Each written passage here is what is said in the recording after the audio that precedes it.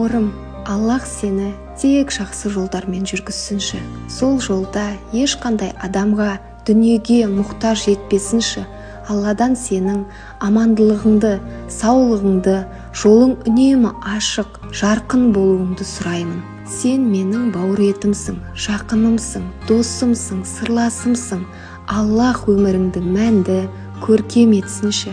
Әрбір сәтіңді әсемдеп, мінезіңді кеңпейіл етсінші. Аллах сені зұлымдықтан, надандықтан, жамандықтан сақтасыншы. Бастаған қандай да ісіңді адал қылсын. Бәрін білемін деп тәкаппарланбай, білім жолында тоқтама. Ата-анаңды сыйлап, ешқандай оларға дауыс көтерме. Тек тура жолды таңдап, өзіңді таза ұста. Барлық мағынада. Аллахқа мадақ айтып, алғысың мен шүкіршілігің таусылмасын.